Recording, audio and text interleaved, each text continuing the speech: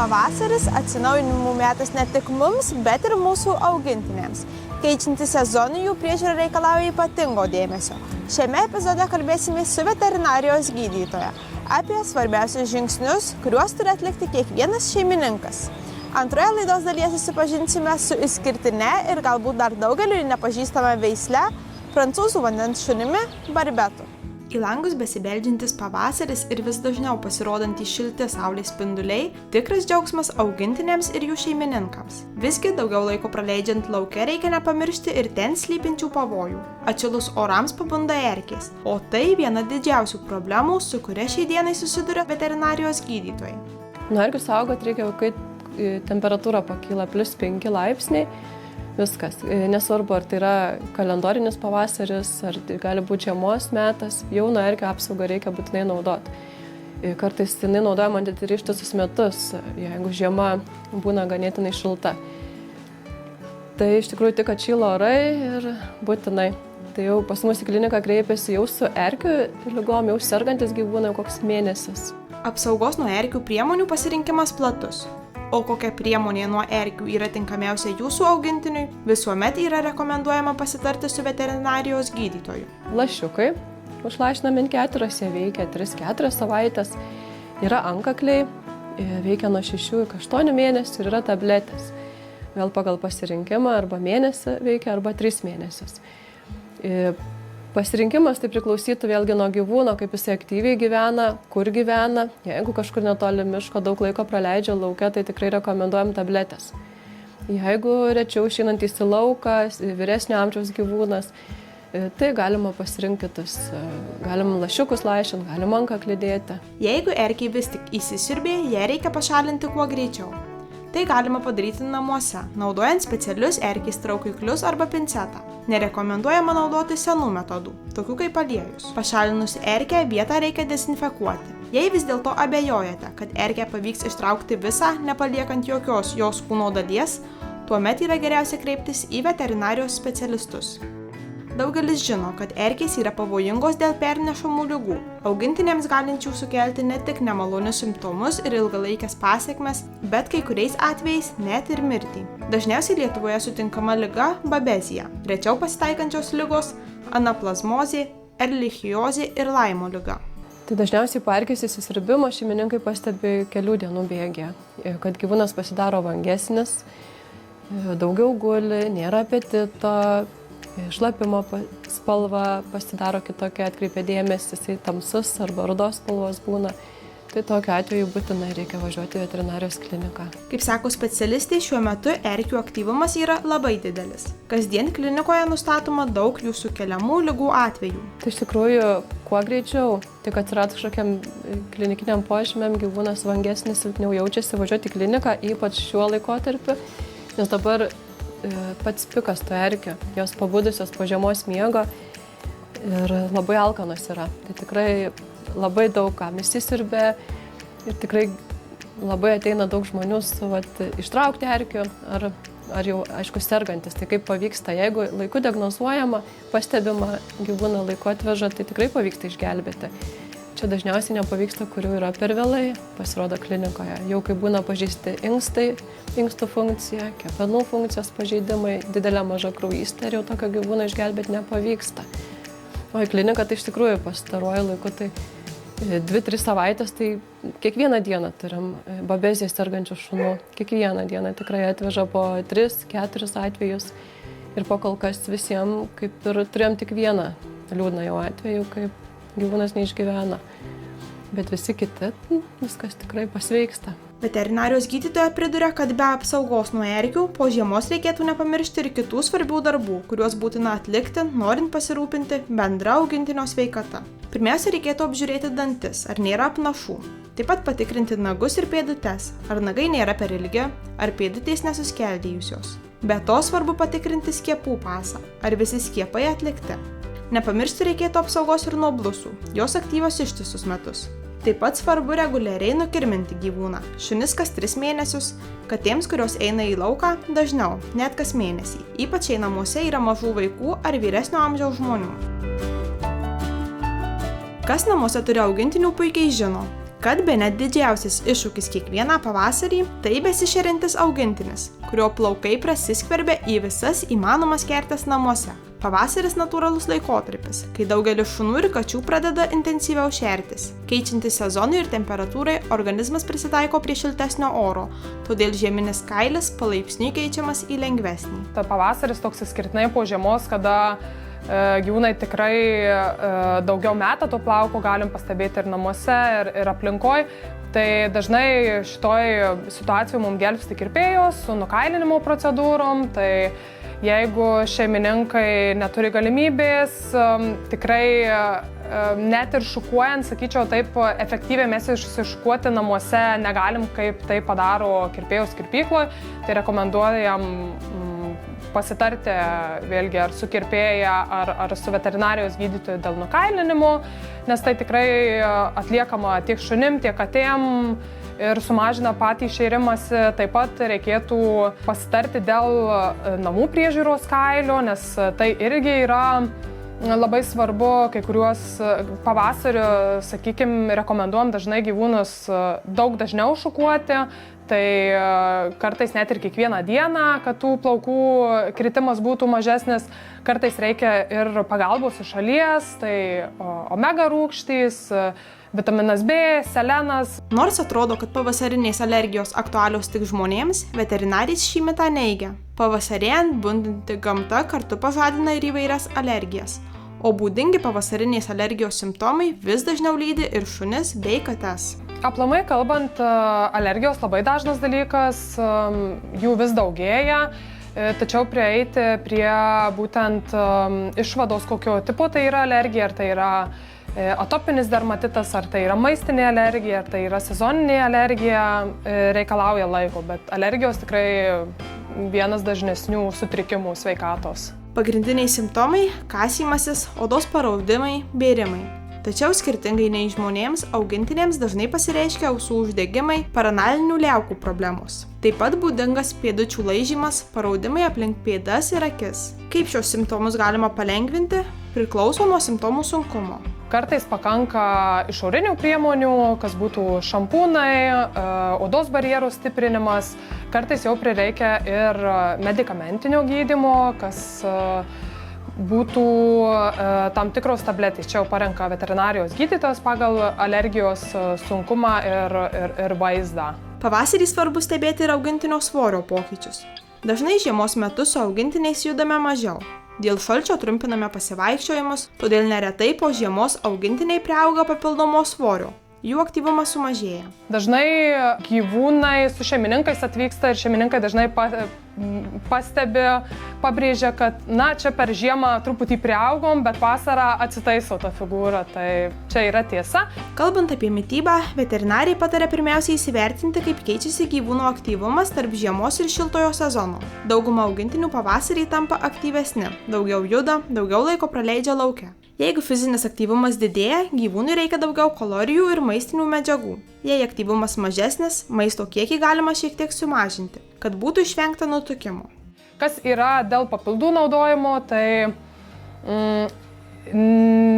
sakykime, kaip ir žmogui, veterinarijoje taip pat einama išvados, kad jeigu nėra trūkumo, nėra poreikio, papildų nereikia naudoti. Jeigu jau mes matom problemą, yra kažkokie lėtiniai susirgimai, odos problemos, tai yra skiriama pagal tai rekomenduočiau aklai nepirkti papildų, geriau pasikonsultuoti su savo veterinarijos gydytoju, jis jums patars, ar reikia papildų, ar nereikia, nes dažnai šeimininkai šeria gyvūnus tikrai puikių pašarų, premium kokybės ir tas pašaras yra pilnai subalansuotas, tai kažką pridėti retai kada reikia. Žiema šunų lėtinoms yra gana sudėtingas laikotarpis, todėl pavasarį taip pat reikėtų jas patikrinti. Šunų pėdutės, jos neturi būti kažkokios švelnios, jos ir yra šiurkščios ir turėtų būti tokios šiurkščios, nes jos yra pristaikę atlaikyti tuos fizinius, mechaninius barjerus lauke, kad vėlgi užlipus ant akmenuko gyvūnas neįtin jaustų jį.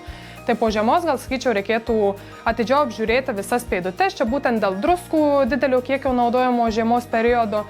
Tai apžiūrėti visas pėdutes, ar nėra kažkokių suskylinėjimų, kažkokių žaizdelių, apžiūrėti tarpupirščius, ar jie nėra paraudę, ar nėra skausmingi, patinę. Kažkokios papildomos priežiūros, jeigu nėra poreikio, ji nėra reikalinga. Tai viskas, ką šiandien norėjome Jums papasakoti apie augintinio priežiūrą atėjus pavasariui. Dabar metas keltis į antrąją laidos dalį, kurioje susipažinsime su išskirtinė ir dar ne visiems pažįstama šunų veisle prancūzų vandens šunimi Barbetu. 8 metų Ornella į Lietuvą atkeliavo iš Prancūzijos. Tiesiog vaikai užaugo, išėjo iš namų. Kažkaip pasidarė namuose, kažko kaip ir trūksta, kaip ir reikia kažkuo rūpintis, tai kažkaip pradėjom galvoti apie augintinį. Aišku, rinkomės ar katę, ar šunį. Buvom apsisprendę tada, kad šuo. Ir tuomet pradėjom rinktis veislę. Labai domėjomės, žinojom tikrai, kad nenorim mažo šunelio, nenorėjom labai didelio. Peržiūrėjom tikrai daug veislių, visas pirmiausia žiūrėjom, kurias mes žinom. Tuomet pradėjom domėtis daugiau ir kažkaip užkliuvo aprašymas būtent apie barbetus. Apie šitą veislę, kurią įsigijom. Tai yra čia barbetas, kitaip tariant, kaip literatūroje rašoma, tai yra prancūzų vandens šuo. Tai kadangi mūsų ta veislė, tas aprašymas labai sužavėjo, tai pradėjom ieškoti, kur įsigyti tokį šunelį. Tai Lietuvoje tikrai neradom. Ir artimiausias veislynas Europoje tuo metu buvo Prancūzijoje. Tai susirašėm per Facebooko platformą su tuo veislynu, bendravom, užsisakėm šunelį, būtent žinojom, kad norim kalytės, mergaitės, ne šuniuko, užsisakėm dar net negimę šuneliai buvo. Ir stebėjom visą tą būsimos mamos, kaip čia, laukimo eigą. Stebėjom, po to jau kai gimė šuniukai, žinojom, kad mūsų išsirinktas šuniukas yra su žydru antkakliu pažymėtas ir mums tas veisėjas labai siųsdavo nuotraukas, kaip jie auga, kaip pas veterinarą nueina, kaip jos ten pasveria, kiek priaugų. Labai juos socializavo, labai jisai vežiodavo juosius, kaip Prancūzijoje populiaru aikštėse kažkokiuose miestelio kavinės, tai tas kavinės tuos šunelius veždavosi į pajūrį ir mums vis filmuotą tą medžiagą siųsdavo. Ir mes jau žinojom, kaip tas mūsų šuo atrodo ir įsimylėjom tą šunelį, praktiškai nematę per Facebook platformą.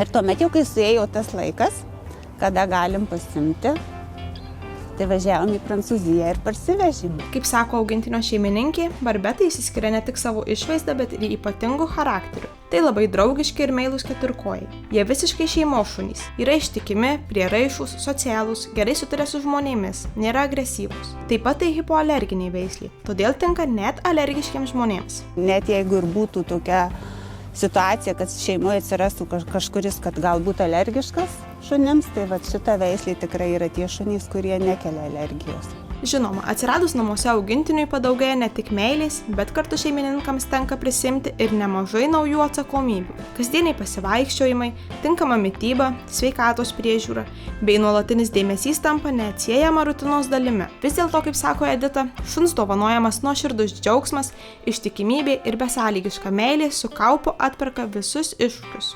Atsirado tas toksai planavimas, netgi sakyčiau, nes tu vis tiek jau planuoji dieną kitaip, kol tu neturi augintinio, yra viena rutina ir dienotvarkė su augintiniu visiškai kita, nes tu žinai, kad tu jį būtinai turi išvesti ryte, būtinai išvesti vakare, galbūt ir per pietus, jeigu tu planuoji keliones kažkokias, tai tu planuoji labai atidžiai.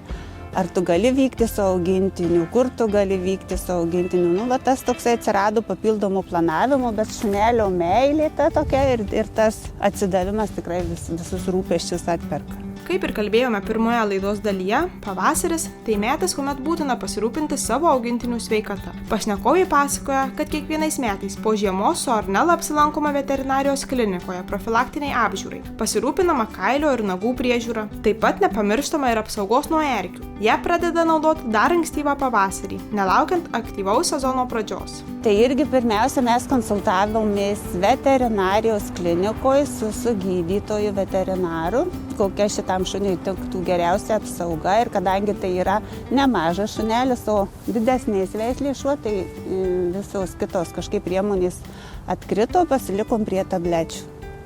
Tai duodam kas 3 mėnesiai jau taip reguliariai ir sąžiningai nepraleisdami. Dar tokia priešistorija, nes mes kai ją įsigijom, tai tuo metu dar gyvenom kitoj užsienio valstybei ir toje valstybėje tikrai nebuvo erkių. Ir mes kažkaip grįžom į Lietuvą atostogų ir po to ir gyventi jau grįžom su visam ir tikrai kažkaip buvau užmiršus, kad reikia šuniui apsaugos nuo erkių ir išvažiavom atostogų į mūsų pajūrį, į Nidą ir jinai per porą dienų jai įsisiurbė 4 erkės. Nu, aišku, ne vieną dieną palaipsniui mes jas išsitraukėm patys savarankiškai ir grįžę jau namo į Marijampolę iš karto važiavom į veterinarijos kliniką, suleidau vaistus, kažkokius priešnuodžius. Tai tokia buvo istorija su tom erkėm, o dabar, kuomet mes reguliariai, tikrai sąžiningai naudojam apsaugą, tai būna tikrai, kad erkių įsisiurbia, nes tai vis tiek yra didelis šuo ir tų aktyvumo turim daug, einam ir po laukus, ir po miškus. Tai tiesiog, kai naudojam tas tabletės, tai ir matosi, erkė įsisiurbia, bet jinai neišgeria, ko gero, negeria šuns kraujo, jinai nespėja jų išgerti ir pati erkė greičiau numiršta. Tai randam tokių sudžiūvusių, jos nespėja prisigerti kraujo. Tai suprantam, kad ta apsauga tikrai veikia. Šiandien Edita džiaugiasi pasirinkimu ir sako, kad Ornella tapo tikriausia jų šeimos nare. Na, o tiems, kurie svarsto apie šios veislės šunį, svarbu įvertinti ne tik jo išskirtinumą, bet ir savo galimybę skirti pakankamai laiko, dėmesio bei rūpesčio. Kad ši veislė tai tinka absoliučiai visiems šeimos žmonėms, kurie nori turėti šeimos dar vieną narį. Ir negalėčiau išskirti, kad būtinai jinai myli tik tai ten vaikus. Jinai labai puikiai draugauja ir labai yra švelni ir meili, tokia mėgstanti prisiglausti, mėgstanti glamonės ir su šitą senyvo amžiaus žmonėmis. Nes mūsų irgi šeimoje yra senjorų nemažai. Tai jinai tikrai tas šuo, kur ateina, prisiglaudžia, paperka tuo savo tokiu meilumu ir tokiu noru pasiglaustyti. Lygiai taip pat ir su vaikais. Nu, čia yra tiesiog šeimos šuo, kuris nėra agresyvus, nėra keliantis rūpesčių, jinai per daug neloja. Tik tai vienas toksai dalykas, kad jeigu jau galvotų kažkas įsigyti iš tos veislės šunis, tai yra čia tas šuo, kuriam žmogus labai reikalingas. Jis nebus tas šunelis, kuris visą dieną bus namuose uždarytas vienas. Tai jau taip reikia susiplanuoti tą 12-14 metų, kad šunių vieno namuose per dienas nepaliksim. Nes tada, ko gero, ir psichikai pakenktų šuniuko. Pavasaris kviečia daugiau laiko praleisti gamtoje, judėti ir džiaugtis akimirkomis kartu su savo augintiniais. Tad nepamirškime pasirūpinti jų gerą savijautą.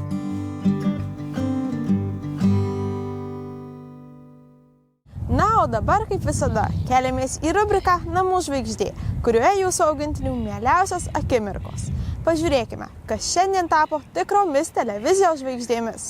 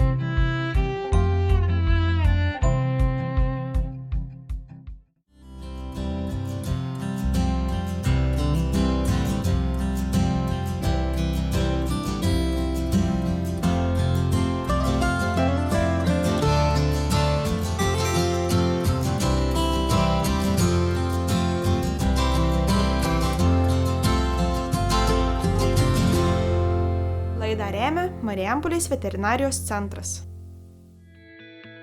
Kai augintinis šeimos narys, norisi jam paties geriausio. Marijampolės veterinarijos centras – tai vieta, kur jūsų gyvūnas gaus profesionalią priežiūrą ir nuoširdų rūpestį. Patyrusių gydytojų ir specialistų komanda pasirūpins profilaktinę priežiūrą, diagnostiką, gydymu, chirurginėmis operacijomis ir moderniais tyrimais, nuo echoskopijos ir rentgeno iki laboratorinių ir endoskopinių ištyrimų. Čia jūsų augintinis bus saugus. Esant poreikiui, turės ir saugią erdvę likti ir stacionaro skyriuje. Marijampolės veterinarijos centras – patikima pagalba jūsų augintiniui kiekvieną dieną. Veterinarijos centras įsikūręs Marijampolėje, Žemaitės gatvė 15. Daugiau informacijos nurodytais kontaktais.